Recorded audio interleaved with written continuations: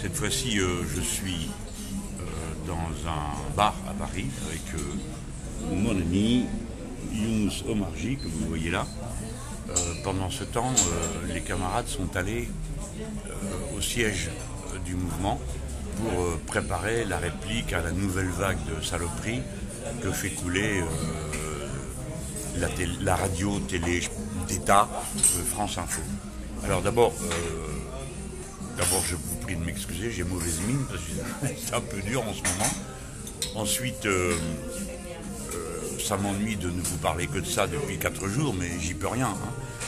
Je suis le président d'un groupe d'opposition, mais pas le moins connu, et je suis assailli depuis 4 jours et 4 nuits. D'ailleurs, il y a un tempo, vous savez, à chaque fin de journée, il se passe quelque chose qui fait que le lendemain, où la nuit est plus courte, et le lendemain, on commence plus tôt. Par exemple, la nuit précédente, on s'est couché tard, et puis à 6h30 du matin, France Info annonçait qu'ils allaient faire un reportage contre nous, et Adrien Quatennens a eu une demi-heure pour se préparer. Hier soir, on pensait que la journée était finie, et à 22h30, ce torchon Mediapart a lancé un truc dégoûtant dont je vais vous parler maintenant. Mais c'est pour vous dire, bon, tout ça est un hasard, évidemment. Non, n'allez pas croire que tout ça est calculé pour faire craquer les gens, pas du tout. Enfin, bon, ça s'enchaîne bien. Et là, après qu'on ait passé le choc de ce papier dégoûtant de Mediapart, hop, à nouveau, il y a sur France Info une émission spéciale, et nos amis sont au siège, parce qu'ils vont riposter à mesure, et puis vous aurez une récapitulation sur ma page Facebook, mon compte Twitter, etc. etc. Pourquoi les miens? Parce que ce sont les émetteurs les plus puissants, mais vous pouvez aussi les trouver sur la France Insoumise, le site de la France Insoumise, d'accord? Donc voilà le dispositif qu'il y a. Maintenant, moi je vous dis 2 mots. Donc hier, Mediapart sort un papier en disant première découverte des perquisitions chez Mélenchon. Donc ils prétendent, hein, attention, c'est pas prouvé, ils prétendent qu'ils ont des documents qui viennent de la perquisition, et ces documents feraient apparaître 2 choses. La première, c'est une perquisition qui est chez moi, celle où il y avait quand même les principaux responsables de la police qui étaient là, hein, et de la magistrature qui étaient là, chez moi. Eh bien, les gens qui étaient là ont donc dit Mediapart, mais ce n'est sûrement pas vrai, donné des documents qui leur permettent de savoir qui était chez moi à 7h du matin.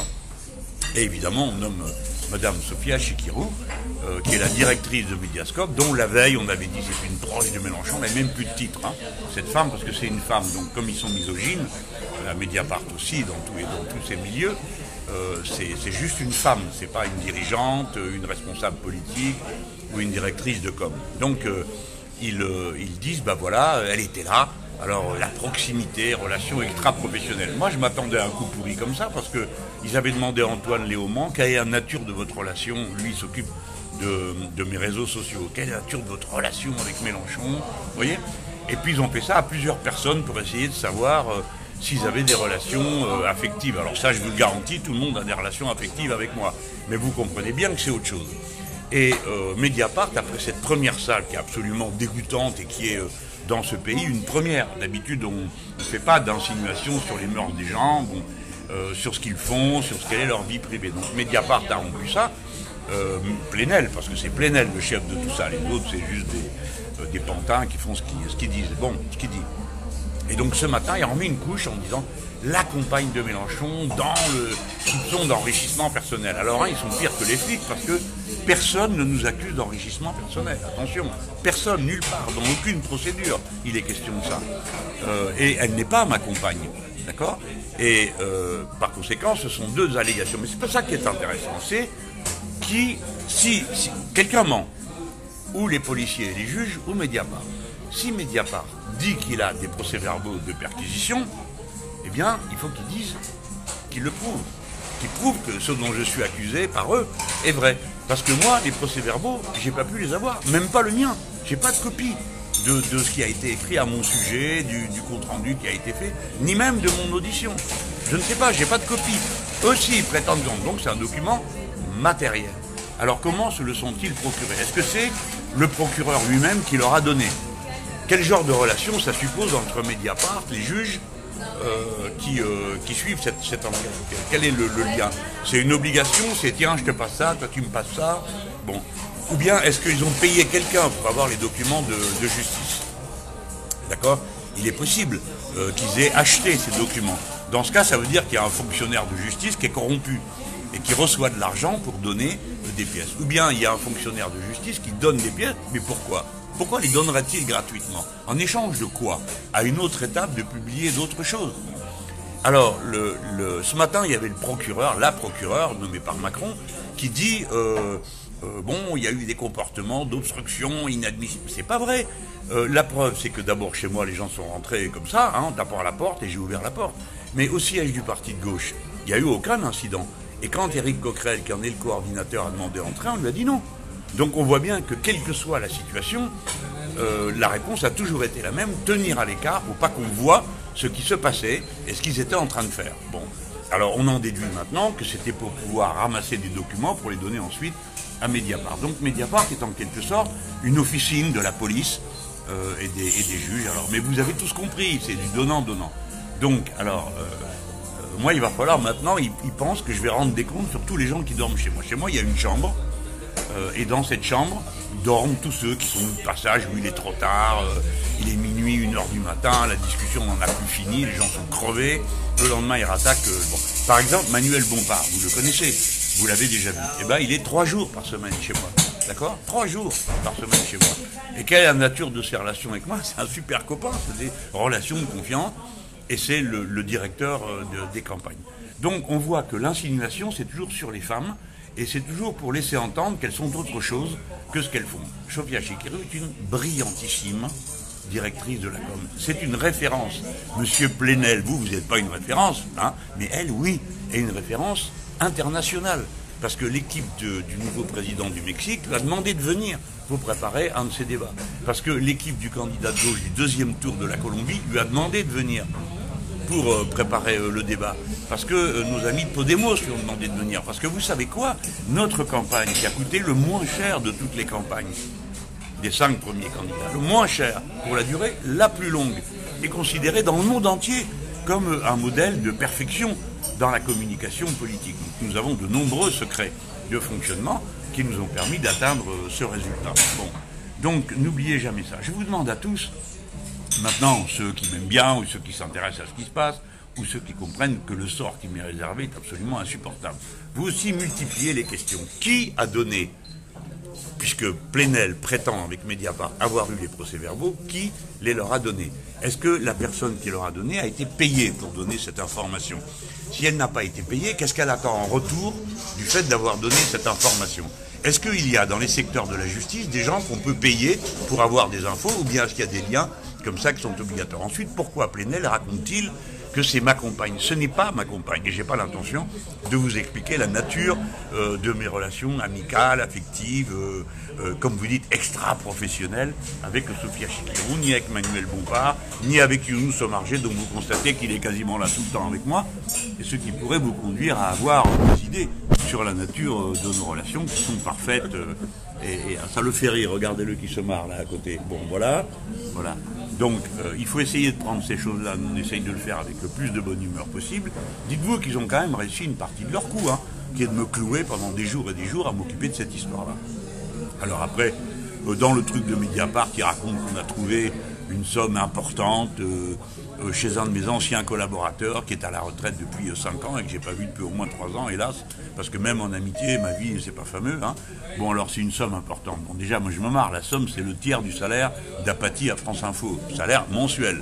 Mais je ne sais pas de quoi il s'agit parce que moi, j'ai pas accès aux procès-verbaux des perquisitions, donc je sais pas ce qui s'est passé chez les autres. Moi, je vais quand même vous dire, pour conclure, une petite chose. Répercutez tant que vous pouvez, ceux qui veulent nous aider, tous les éléments qu'on donne, les visuels, etc. Tous ceux qui ont envie de se désabonner de Mediapart, c'est le moment ou jamais, hein, parce qu'il faut aussi leur faire comprendre que ces gens-là, ils défendent le marché. Ben, le marché leur dit, on achète un journal, pas un torchon, ni l'écho des caniveaux. Bon. Aidez-nous, quoi, à votre façon, en répercutant de tous les côtés. Les messages amicaux sont toujours les bienvenus. Nous sommes des personnes, bon, moi, ça va, j'encaisse. Mais mes plus jeunes camarades, mais il faut vous rendre compte de ce que c'est, de vous taper une perquise de 7 heures chez vous, et ensuite le lendemain, vous savez même pas pourquoi on vous perquisitionne, parce que la plupart d'entre eux ne savaient pas pourquoi on venait les voir. Et le lendemain, vous avez une audition, 6 heures, 7 heures, 12 heures pour mon ancien directeur de cabinet, tout ça sans aucune raison. Car toutes les questions qu'on m'a posées sur mes assistants parlementaires au Parlement européen, j'ai déjà répondu par écrit, et tout a été organisé avec les services du Parlement européen. De même pour mes comptes de campagne, le compte existe, il est déjà public, on peut s'en servir. D'ailleurs, vous savez quoi? Ils sont tous fourrés là-bas à la commission des comptes de campagne pour visiter encore les miens, pas les autres, hein, pas pour comparer avec eux. Ils ne font pas du travail de journalisme. C'est une charge permanente sur tous les plans, et comme il n'y a rien dans le dossier, ce qu'a dit la procureure ce matin, elle dit « nous n'en sommes pas aux preuves graves et concordantes ». En effet, c'est pas possible. Donc on en est sur les coups en dessous de la ceinture, les procès-verbaux de perquisition qui bouleversent la vie privée des gens, parce que moi j'ai une vie, Madame Chikirou a une vie, Monsieur Bompard a une vie, nous avons tous une vie qui ne peut pas dépendre de ce qu'on en raconte dans tel ou tel journal, et nous avons nos raisons d'organiser notre vie privée de telle ou telle manière. C'est donc une agression d'une violence absolument inouïe qui se fait en nous attaquant, en entrant dans nos vies privées, en les réorganisant d'après les besoins d'un journaliste. Qu'est-ce qu'ils veulent faire? Ils veulent dire Madame Chikirou a surfacturé. C'est faux. Et comme elle est la compagne de Mélenchon, en gros, c'est Mélenchon qui a profité. J'ai été interrompu une petite seconde parce que cet appareil, je ne le maîtrise pas encore, parce que j'ai changé mon appareil téléphonique, il faut changer mon ordinateur, parce que depuis qu'ils ont été fouillés et vidés, tout dysfonctionne, les fonctions se mélangent, enfin, je ne sais pas ce qu'ils ont fait avec tous ces appareils, et il faut le temps que je m'y fasse. Alors, bien sûr, vous avez vu dans cette attaque, moi, pour ce qui me concerne, je mets tout de côté. Mais vous voyez, le côté misogyne, on tape une femme, pas dans sa responsabilité de chef d'entreprise. Quel chef d'entreprise est traité comme elle? Elle a passé 9 heures hier, il la reconvoque lundi. D'accord? Ce que je veux vous dire, c'est que il y a des policiers, il y a des magistrats, il y a des journalistes qui sont écœurés par tout ça, qui viennent nous le dire. Alors, ils préfèrent rester anonymes, on comprend pourquoi. C'est très dangereux pour leur carrière. Partout, qui disent, écoutez, nous, on est...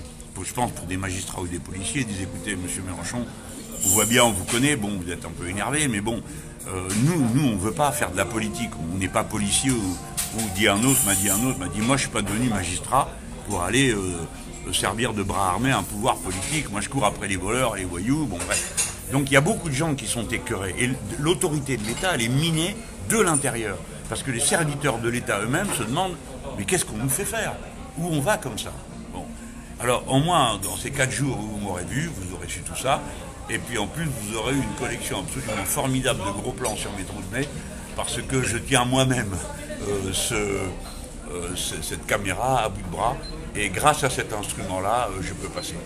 Ne perdez pas de vue que dans toute situation politique, je ne peux pas gagner contre tous, vous savez, c'est pas possible. Ils sont trop nombreux, il y a trop d'institutions de l'État, etc. Mais c'est pas ça le plus important. Le plus important, c'est vous. Parce que de moi, à la limite, ils peuvent peut-être venir à vous. Mais de vous tous, c'est impossible. Et surtout qu'en ce moment, vous êtes en train de progresser en conscience. Parce que vous comprenez mieux ce qu'est l'appareil médiatique lié au système judiciaire, lié au système politique. Comment ces 3 choses-là fonctionnent ensemble. Et cette semaine, vous avez assisté à un tir de barrage où chaque jour, il y a un épisode qui est destiné à me faire craquer psychologiquement. Mais je veux vous dire que le mouvement continue son travail dans tout le pays et au niveau national. Nous continuons notre travail au groupe parlementaire. Bref, ils ne peuvent pas non plus, eux, gagner contre nous. C'est pourquoi je préférerais qu'il y ait une désescalade. Mais chaque étape de l'escalade sera suivie par la riposte que nous y apportons. Aujourd'hui, demain, toujours, tout le temps. Tout le temps. Jamais nous céderons. Et croyez-moi, dans cette affaire, la République, c'est nous. Parce que c'est nous qui défendons ces principes. Tandis que tous ces gens, cette coordination politico-médiatique, elle défend autre chose, le monde de la caste, où ces gens-là se voient entre eux, se passent des documents, se passent je ne sais quoi, pour continuer à dominer, à régner, à s'effrayer les uns les autres. Parce que quand Mediapart montre qu'il a accès directement à des documents qu'il achète dans un tribunal, ben en même temps il fait peur à tous les autres, hein, en disant on pourrait vous trouver. Alors, voilà. Bien sûr, contre moi pleuvent toutes sortes d'accusations sans fondement. Mais bon, vous savez à quoi vous en tenir. Toute ma vie est forcément transparente. Je suis le type le plus surveillé du monde. Mon patrimoine a déjà été examiné. Rappelez-vous, quand je suis entré, quand je suis sorti de sénateur, quand je suis entré, quand je suis sorti de député européen, quand je suis entré, quand je suis sorti de ministre, et maintenant quand je suis entré député. Donc il ne peut pas y avoir une once de choses pas claires, c'est absolument impossible. Ça fait 10 ans que tous mes comptes en banque et mes biens sont suivis. Et pas parce que j'ai attendu la bouche ouverte avec ma cuillère d'argent dans la bouche. Hein. Chez moi, tout le monde était pauvre. Mais j'ai travaillé. Et j'ai été rémunéré pour ce travail dans mon mandat de parlementaire. Voilà. Donc, n'ayez aucun doute sur le sujet. D'accord ? Et en plus, je dis aux pauvres cloches qui auraient des espérances dans ce domaine, en plus, je suis incorruptible. D'accord ? Voilà, je compte sur vous pour nous aider. Tous vos messages de soutien sont les bienvenus. Ne croyez jamais qu'il y en a de trop, notamment auprès de mes jeunes camarades, parce que c'est eux qui en ont le plus besoin. Et deuxièmement, vous avez, si vous êtes abonné à ces journaux ignobles, eh bien vous avez la possibilité de vous désabonner, qui est l'acte militant le plus simple que vous avez à faire, puisque de toute façon, tous ces journaux ne servent à rien. La plupart du temps, vous pouvez accéder gratuitement aux choses les plus importantes, parce qu'ils les mettent eux-mêmes en ligne. Voilà. Donc, je vous demande votre aide et votre amitié, et moi je vous garantis la mienne, je ne céderai pas.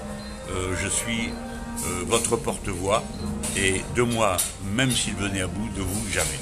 À bientôt.